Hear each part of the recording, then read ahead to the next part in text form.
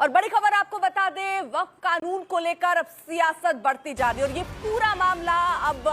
Court के दरवाजे तक जा पहुंचा है और 8 याचिका फिलहाल बताई जा रही हैं इस कानून को लेकर डाले गए, जिसमें आरजेडी भी अब शामिल होने वाली है। यहां पर कांग्रेस ने भी अपना रुख साफ कर दिया है। कपिल सिब्बल भी इसकी पैरवी करने वाले। संजय शर्मा हमारे सहयोगी और जानकारी के साथ जुड़ चुके हैं। संजय, अब ये पूरी लड़ाई जो है वो कोर्ट तक पहुंच चुकी है और कोर्ट में क्या क्या हो सकता है, कितनी याचिकाएं हैं, दोपहर बाद कहा जा रहा है सुनवाई हो सकती है इनमें। ये तो कोर्ट में क्या क्या हो सकता है, कोर्ट में बहुत कुछ हो सकता है, लेकिन सबसे बड़ी बात है कि अभी तक 6 याचिकाएं सुप्रीम कोर्ट में आई हैं। 4 याचिकाएं यानी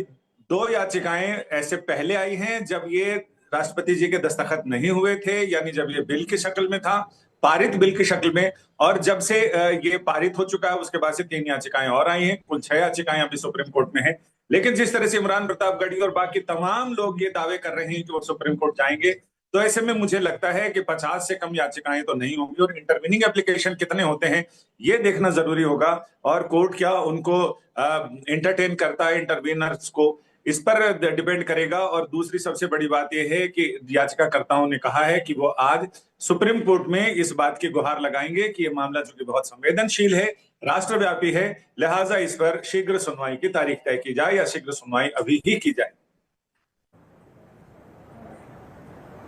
संजय, इन सारी याचिकाओं को क्या एक साथ ही सुना जाएगा या फिर इनमें अलग अलग, और किन किन तरीके की बातें या किन किन बातों का जिक्र अपनी याचिकाओं में किया गया है?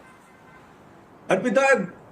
जिस तरह से पुरानी परंपरा रही है कि एक ही तरह की याचिकाओं को एक साथ ही सुना जाता है, सबको क्लब किया जाएगा, सबको एक साथ सुना जाएगा, और अधिकतर याचिकाओं में एक ही चीज, एक ही मांग की गई है कि इस कानून को फिलहाल रद्द किया जाए, इसका जो अधिसूचना है इसको स्थगित किया जाए, कोर्ट पहले उनकी बात सुने, क्योंकि ये मामला संविधान की जो आत्मा है, संविधान के जो बुनियादी सिद्धांत है उनका उल्लंघन करता है, जो बुनियादी अधिकार दिए गए हैं नागरिकों को उनका उल्लंघन करता है, अल्पसंख्यकों के अधिकारों का उल्लंघन करता है। यानी अनुच्छेद 19 से लेकर 29 तक कई सारे प्रावधान हैं, नागरिकों के अधिकार हैं, बुनियादी अधिकार हैं, उनका उल्लंघन करता है, लिहाजा इस पर रोक लगाई जाए। अब ये देखना दिलचस्प होगा कि अब ये चूंकि कानून बन चुका है, इसको किस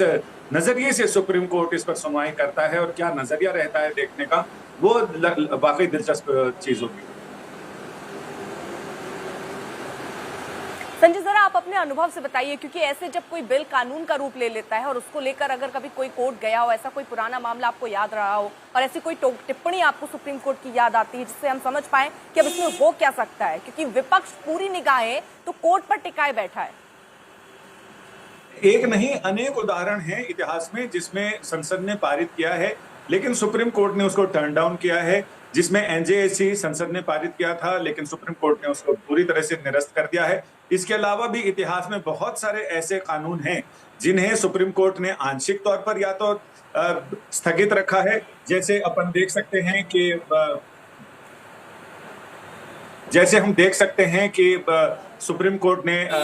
कृषि कानूनों को कुछ समय के लिए लंबित कर दिया था। इसके साथ ही कई ऐसे कानून हैं जिनको आंशिक तौर पर या पूरी तौर पर सुप्रीम कोर्ट ने निरस्त कर दिया है। कोर्ट अगर ये पाता है कि इस कानून की प्रक्रिया, कानून बनाने की प्रक्रिया में कोई खामी है तो उसे टर्न डाउन कर सकता है, या फिर कोर्ट को ये लगता है कि इससे आम नागरिकों के अधिकारों पर असर पड़ रहा है, उनका हनन हो रहा है, तो कोर्ट उसको टर्न डाउन कर सकता है।